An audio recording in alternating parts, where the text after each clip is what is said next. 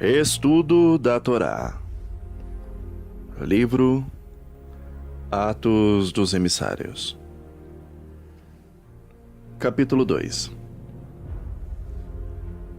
Estavam eles ainda reunidos, passara-se alguns dias, e nada ainda acontecera. Como que ansiosos, alguns questionavam o que ainda estavam fazendo ali, pois nenhuma resposta havia vindo a eles e era próximo de uma das 3 mais importantes festas colocadas por Elohim como estatuto perpétuo. Era ela a festa de Shavuot, ou Pentecostes. Esta festividade é de suma importância para Elohim, pois nela testifica-se a gratidão do povo para com Elohim por suas infinitas bênçãos derramadas durante aquele período de colheita. Sendo ela uma festa de 7 dias de duração, devendo ser o primeiro dia de festa como sagrado, não devendo nenhum trabalho ser realizado nele. E que também deve, por ordem, ser um dia específico de adoração. Assim, todos os hebreus de todas as partes da terra de Israel e também das províncias vizinhas e de outras mais distantes também, por isso, nesse dia estavam em Jerusalém. Eram eles gente de todas as partes da Ásia, gente de todos os povos que ali estavam, gente de todas as línguas. Falavam ao mesmo tempo. Porém, nem todos sabiam do testemunho de Yeshua, quem era, o que teria feito, ou o que fizera, e para onde tivera ido. Repentinamente então, naquela casa, enquanto todos estavam orando, um vento começa a soprar. De início, uma brisa suave. Logo em seguida, veio a ficar mais forte e violenta, porém não se parecia que iria chover. Então, percebem que o vento partira da sala para a própria sala. De súbito, um estrondo se ouve. Mesmo que assustados, os seguidores de Yeshua ali permanecem em oração. Porém, ao olhar uns para os outros, percebem que acima de suas cabeças, línguas repartidas como fogo pairavam sobre eles. Então, um milagre acontece. E cada um deles fala em outra língua. Língua que nunca outrora falavam. Muitos participantes da cristandade defendem tal evento como sendo o passaporte para que, sem qualquer razão ou objetivo, falem em que atribuem a eles as línguas estranhas. Porém, estranhamente, em nenhum momento destes versos é defendido tal, aspas, verdade. Pois eles, sim, eles mesmos, entendiam suas linguagens. E também outros que fora da casa estavam. Com tal engano, estes que se denominam cristãos arredam pessoas que se dizem tomadas pelo Ruach HaKodesh, para que balbuciem fonemas desconexos, afirmando que o fazem por ordem do Eterno. Ora, ele mesmo, em tudo o que faz, é coeso e eloquente. Não é da vontade de nosso Adonai que percamos tempo com discussões infundáveis, e isto é verdade. Porém, o texto aqui nos apresenta esta verdade cabal. Havia uma única necessidade naquele momento, e era a proclamação do testemunho das obras de Yeshua, de sua morte e ressurreição. O que passar daí é completamente infrutífero, sendo assim sem razão alguma para ser defendido. Mais do que depressa, muitos se aglomeram, se acotovelam à porta daquela residência, pois ouviram tamanho estrondo.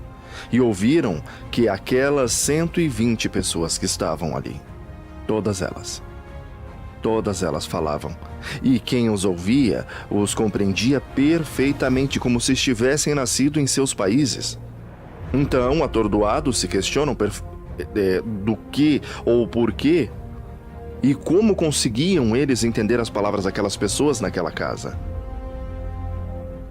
Pois todos ali eram da região de Galil. Eram eles muito humildes para ter esse tipo de aprendizado. Mesmo assim, falavam fluentemente todos os idiomas dos mesopotâmios, dos da Capadócia, Ponto e Ásia. Também da Frígia e da Panfilha, da Líbia, de Roma e tantos Ehudins que nesses países moravam, até mesmo aqueles que haviam sido convertidos nos estudos da Torá, os gregos e também os árabes, todos eles ouviam falar em suas línguas e entendiam que falavam das coisas grandes e maravilhosas que nosso Adonai Elohim fazia. Uns ficavam pasmos, sem saber o que pensar, outros, porém, diziam em tom de deboche. Não porque não acreditavam, mas porque eles mesmos não sabiam falar em outras línguas.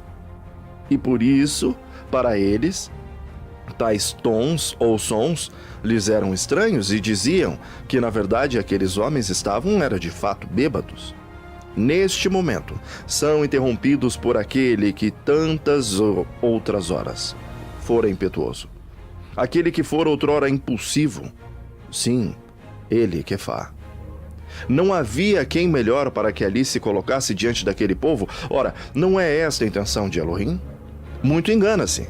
Quem acredita que Elohim quer tornar a todos os homens com o mesmo perfil. Neste momento, são interrompidos por aquele que em tantas outras horas fora impetuoso. Aquele que fora outrora o impulsivo Quefá.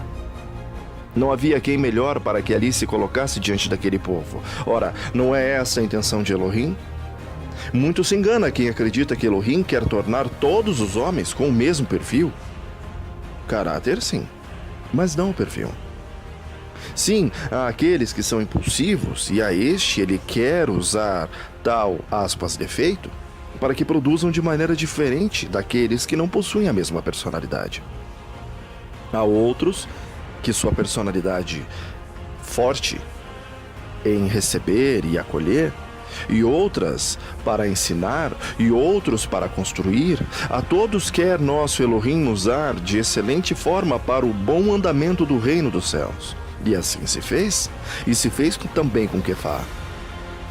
Parte ele agora em defesa daquele que ali estava, ao dizer para todos os que não compreendiam tais dialetos que eles não estavam bêbados. Sendo ainda tão cedo, o que era pelas 9 da manhã, que o que eles ali estavam vendo era nada mais, nada menos de que a profecia de seu Navi, Yoel, ou Joel, estava se cumprindo. E dizia ela que, nos últimos dias acontecerá, diz Elohim, que o meu ruar derramarei sobre toda a carne, e os vossos filhos e as vossas filhas profetizarão, e os vossos jovens terão visões, e os vossos velhos terão sonhos, velhos terão sonhos. E também o meu ruar derramarei sobre os meus servos, e também sobre as minhas servas naqueles dias, e elas profetizarão. E farei aparecer prodígios em cima no céu, e sinais embaixo na terra, sangue, fogo e vapor de fumo. O sol se converterá em trevas e a lua em sangue, antes de chegar o grande e majestoso dia de Hashem. E acontecerá que todo aquele que invocar o seu nome será salvo. Ora, o dia aqui predito havia enfim chegado, e estava se concretizando bem na frente de todos os filhos de Israel. Este texto tem sido muito difundido em muitas outras denominações. Muitos têm dito através desses versos que muitos hoje têm o dom da premonição e adivinhação, pois sendo eles filhos de Elohim, teriam recebido o Ruach HaKodesh. Porém, aqui vemos que toda a Escritura foi posta para um povo, e para um povo somente. Ainda estamos falando do povo hebreu? Ele, sim, ele é o único povo que pela vontade do Eterno pode colocar em prática todas as revelações dadas por Elohim. Pois deles vem a Torá, e deles vem também a nossa salvação. Cabe a nós, então, buscar e conhecer o verdadeiro Elohim através do povo grandemente abençoado.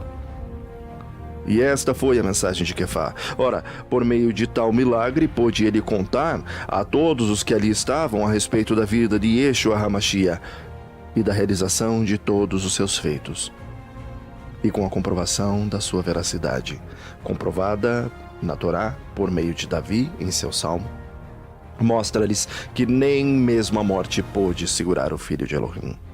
Usando aqui a Torá, Quefá lhes mostra que mesmo o rei Davi sabia que dele viria um descendente, que seria rei perpétuo em Israel, e que por isso em vários salmos testificou da vinda do Mashiach, sua morte e também ressurreição.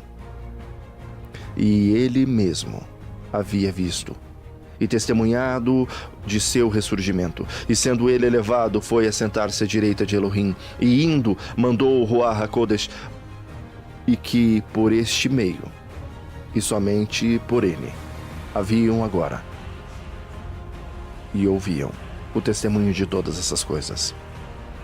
Kefá agora quebra todos os paradigmas e aponta aos sacerdotes o seu pecado, pois eles mesmos o haviam condenado à morte, e era ele mesmo. Como ele reconheceram o Filho de Elohim, o Mashiach e Adonai, pois Elohim assim o fez. Muitos temeram, pois sabiam que essas palavras eram certas, e agora, em desespero por tamanho arrependimento, indagaram sobre o que fariam. Ora, simplesmente deviam arrepender-se, serem purificados em água através da mikvê, através do nome de Yeshua, e assim também receberiam o Ruach HaKodesh. Disse-lhes a este respeito, e sobre estas outras coisas, e outras coisas más, e os exortava para que saíssem do meio daqueles que amavam o que era errado. E com estas palavras foram todos purificados.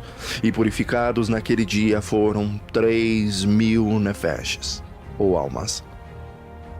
Porém, não eram eles batizados, voltando à sua vida pregressa.